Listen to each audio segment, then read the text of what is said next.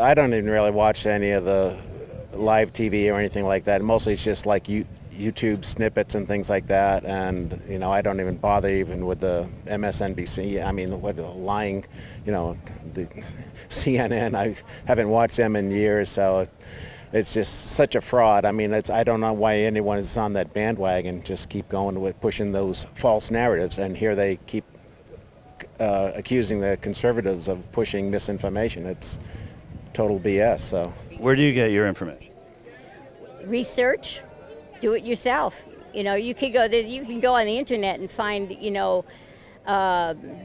non-partial people like Glenn Greenwald, things like that.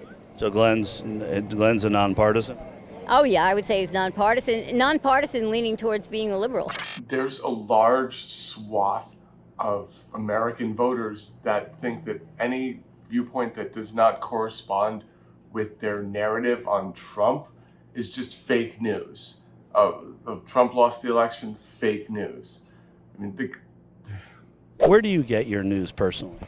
Again, from the internet. We watch Newsmax, the established networks. I don't believe them. I mean, they tell an ounce of truth, but it's a distortion. Fox News has always been a sham for a pretty long time. And again, they were labeled as right wing, but they always have somebody from the other side there. Right. So how can you call them right wing when it's middle? The last guy. He's like, how fair and balanced can they be if they have someone from the other side and show the opposing viewpoint? He doesn't trust them for that reason. Woo, okay. If Trump were convicted of any of the things that he's been indicted for, is there anything that would disqualify him from your vote? Mm-mm.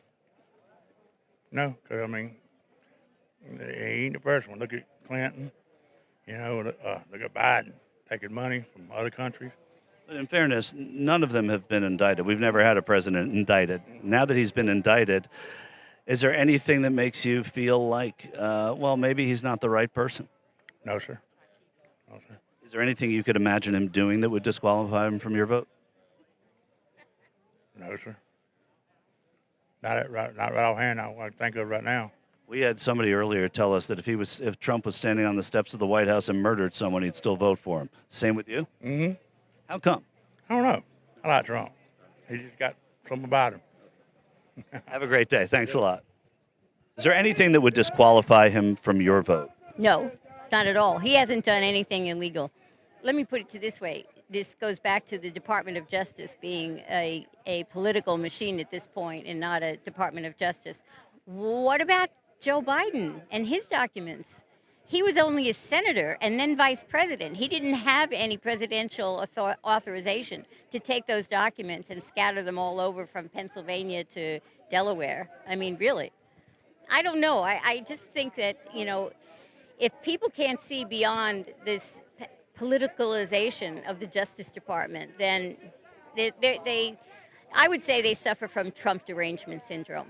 There are people that think that you suffer from it.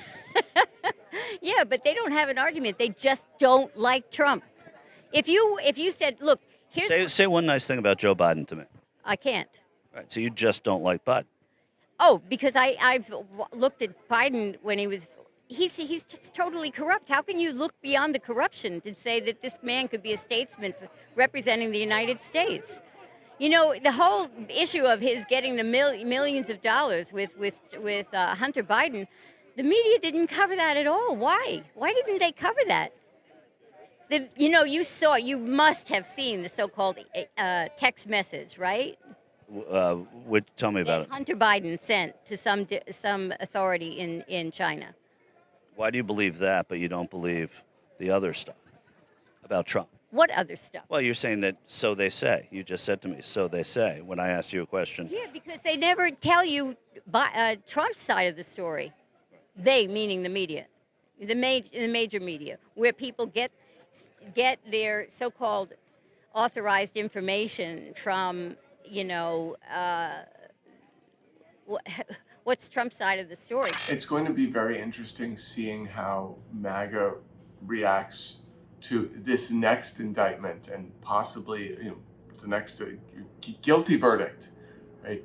You have the Charlie Kirks, the Tim Pools, a lot of other MAGAs openly calling this a civil war online and saying that there will be retaliation. So far, the retaliation is things like, I mean, Charlie Kirk has said as retaliation, we're going to go after and prosecute Hillary Clinton, which to anyone on the left, we're like, sure, like if Bill or Hillary did something illegal, send them to jail. Like, none of us care. Like, I don't know how you're going to hamstring the left by jailing Hillary Clinton. But I mean, this is their way of thinking. And that was Charlie Kirk's response for when Trump was indicted in New York for falsifying documents. It was that charge normally carries a fine. I mean, the other charges carry jail time. They're unpardonable. They carry jail time. And that's going to be a lot more interesting to take a look at.